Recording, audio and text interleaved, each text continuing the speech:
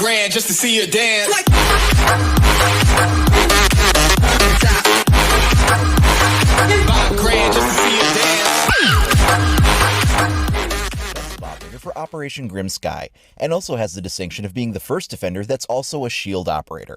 Like her attacker shield counterparts, she's a slow-moving, 1-speed, 3-armor operator. Let's take a look at her loadout. Her shield is actually considered her primary weapon. It's the only shield in the game so far that can actually cause damage as a function of its ability, as listed here, causing 3 points per hit. We'll spend the bulk of the video taking a closer look at it. Her secondaries are how you're going to actually cause any significant damage to the enemy team. First up is the P10C handgun. It does 40 damage with a magazine capacity of 15. It's a well-rounded semi-automatic pistol and has a built-in optical sight. Paired with a muzzle brake for accuracy, this will have pretty decent groupings. Her other secondary option, it's technically a machine pistol or pocket SMG as it fires a 2-round burst, and does 30 damage with a 20-round capacity in its magazine. It also uses a pre-attached sight. Use whatever barrel attachment works best for you. Lasers are optional on either gun, but less important than other shield operators, as Clash does not have the ability to hip fire her secondary while using a shield like Blitz or Monty can. Secondary gadgets will be a choice between barbed wire or impact grenades. There's no distinct advantage to using one over the other with the rest of her loadout, and just comes down to personal preference and playstyle. As mentioned before, Clash is the first defensive shield operator in the game. She shares some similarities to Monty, but also has some significant differences as well. Her shield is fully expandable just like his, but that's where things end. First of all, her shield is completely transparent, pairing up with a roamer, and you can use her almost like a mobile mirror window, seeing the enemy while safely behind bulletproof cover. The challenge comes in moving together and maintaining that safety, because your cover can move unexpectedly, which would leave you vulnerable, so communication is going to be key. It doesn't matter what you throw at it. Rapid fire, heavy caliber sniper rounds, even point blank shotguns. It is completely bulletproof. Now that's something that can come in handy for plugging up holes. Anything from openings caused by Maverick's blowtorch to open mirror windows, having Clash fill that hole can deny a newly opened sightline. Another key difference between her and other shield operators is that she cannot do a shield bash melee attack. This can leave her very vulnerable when operators get up in her face, because another glaring difference between her and Monty is that while fully extended, you can't do much about his shield, but if you hit Clash with a melee attack, it actually knocks her extended shield out of position for a couple of seconds, leaving the entire side of her body pretty vulnerable. Turning rapidly doesn't do a whole lot to counter it either, as you're just sort of swapping exposed areas of the body for other areas of exposure if you do. Not to say it couldn't ever save you, but it could also just as easily do nothing or open up an even easier shot against you. Earlier, we were talking about how her shield can actually do those 3 points of ranged damage, and that's where her shield's special ability comes into play. She can electrically shock people at a distance of about 12 meters. Also, it doesn't matter if she's facing off with another shield. It does not insulate them from the stun effect.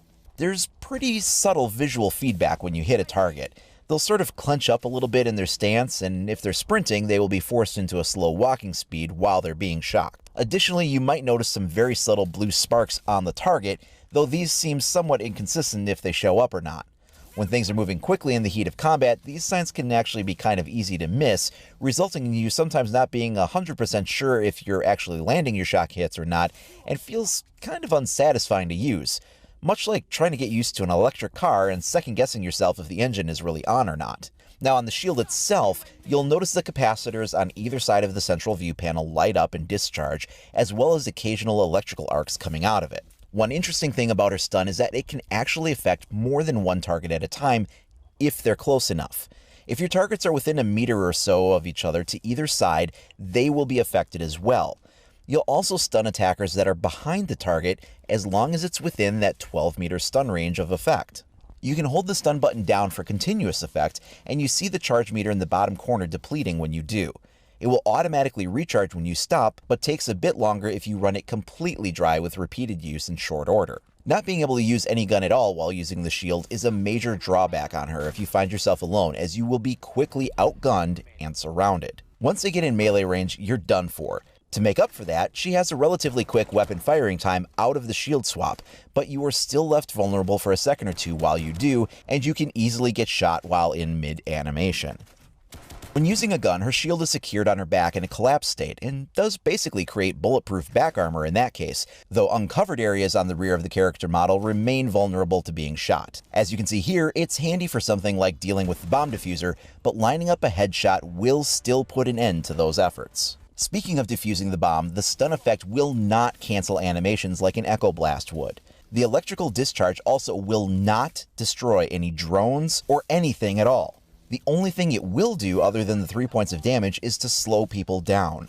Anyone sprinting is forced into a slow walk speed. This effect can be slightly increased when going through barbed wire while being stunned, and can be a useful reason to take that as her secondary gadget. Be careful when using her impact grenades though, as the hole it creates is wider than she can fill with the extended shield, leaving gaps on the sides. One technique you can use is to do a partial impact on a wall.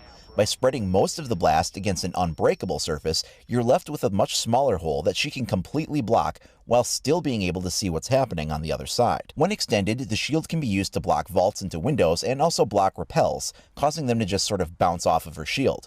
But there's nothing stopping them from hitting you with a melee and looking for that vulnerability gap when you're face to face like that. If the shield is not extended and it's on your back but you're up against the window, you'll still block shots, but they can vault right through you as if you weren't even there.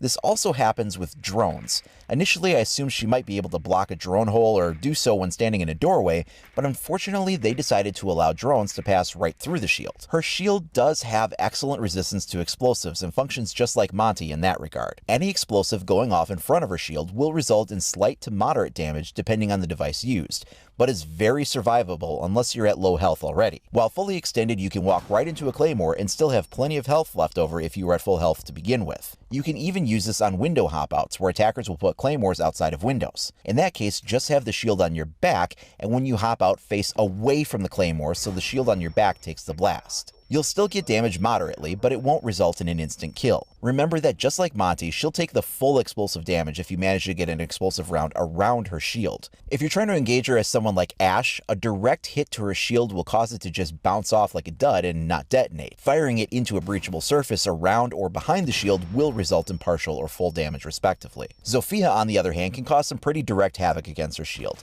especially with the stun rounds. Being hit with these results in the same kind of reaction as being hit with a melee strike does, which causes her to expose the side of her body behind the shield for a few seconds. The explosive rounds will detonate against her shield and affect her just like any other explosive, with reduced damage in front and full damage if the detonation occurs behind the shield. Thatcher manages to be a decent counter to Clash with his EMP grenades, and will stop her from being able to stun for quite a while.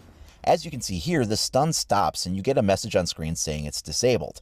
I'm holding down that fire button until the effect clears, and it persists for quite a while before I'm able to re-engage it. Another operator that can really wreck her day is Capitão. His area of effect will drain her health rapidly, and since she's a slow mover with that shield, she can definitely take some heavy damage before managing to get out of the way. He's probably her most direct counter for that reason. IQ can track Clash very effectively whenever the shield is in use, as the entire thing lights up like a Christmas tree. This only shows up when the stun effect is actively being engaged though.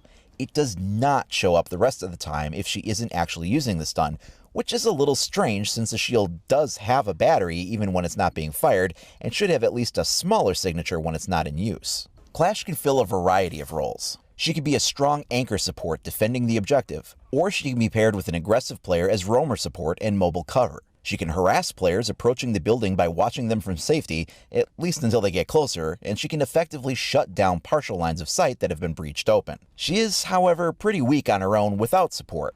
She can work a 1v1 well enough if she needs to, but she can be quickly overpowered by 2 or more players working together, and if anyone gets in melee range, there's not really going to be much she can do to stop it other than a quick weapon switch to a pistol, and hope she's faster than her opponent on the reaction. She's definitely not going to be for everyone. This is especially true given how easily her shield is swatted out of the way, and that she has no real offensive option when using the shield like Blitz and Monty do. Some people may find themselves easily frustrated by her, especially if they aren't getting the teammate backup she really needs to round her out. But if you can communicate well and your teammates really work with you instead of leaving you all by yourself, then she can really create some strong defensive options that will frustrate and shut down the attacking team. That wraps up our look at Clash. I'll be taking a closer look at some of the other elements of Operation Grim Sky over the coming days, so if you haven't already, please do like and subscribe.